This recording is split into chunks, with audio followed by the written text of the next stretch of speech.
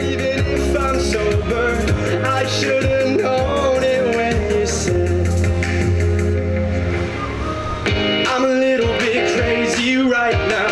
You're a little bit of all that I need. I'm thinking maybe you could save me right now from a fever of 1,000 degrees. I'm a little bit crazy right now. You're a little bit of all that I need. I'm thinking maybe you could save me right now from a fever of 1,000 degrees. Come on.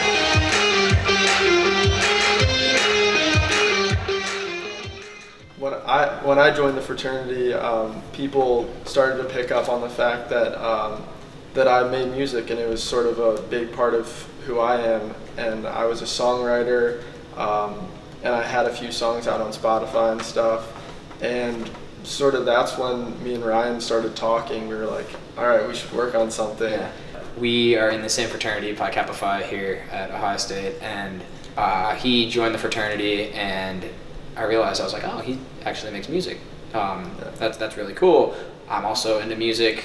We started talking, getting to know each other more just by hanging out at events, whatever, and all this stuff. And we sat down, and he came to me with some lyrics and like a little melody that he wrote. He's like, dude, this would be a really good song that we could make together. And we sat down and we cranked the entire song out in 4 days. I wrote some random like chorus to a song, and I sent it over to Ryan. It was completely different from what the song ended up being. Yeah. But we were like, all right, let's just get together. Got together, recorded some stuff, and it turned into a whole song. It makes it fun when you're working with somebody that you're also friends with. It just Yeah. makes the process that much more fun than it already is. Feeling hot, lose it all in the moment we got. It's so amazing the way we get lost.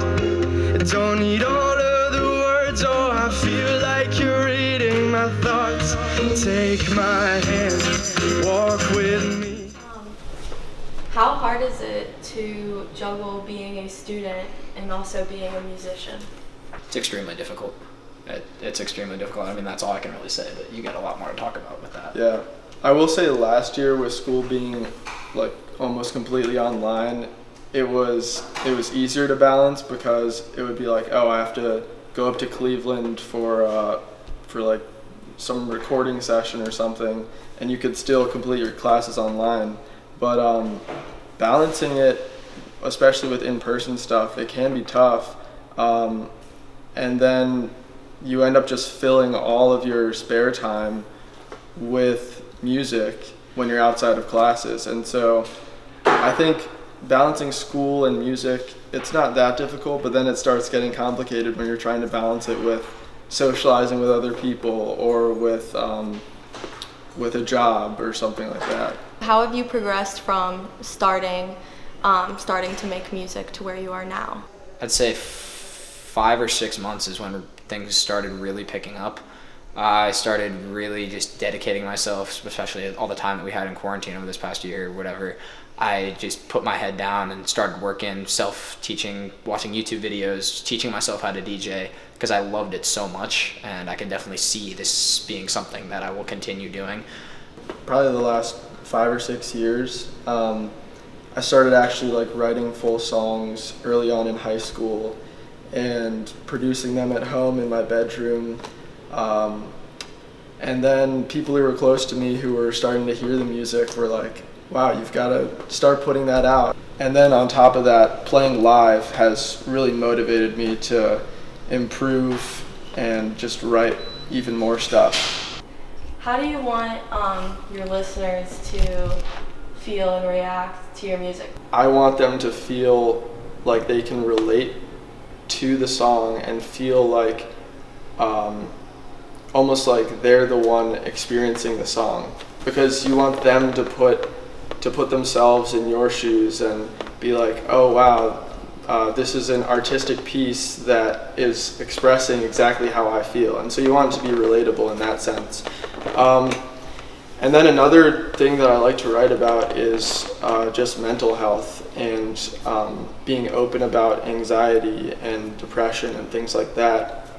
Because I think for me, with my experience with anxiety and mental health, I've found a lot of relief in listening to music that that is open about it, and hearing that there are other artists out there who have gone through similar experiences.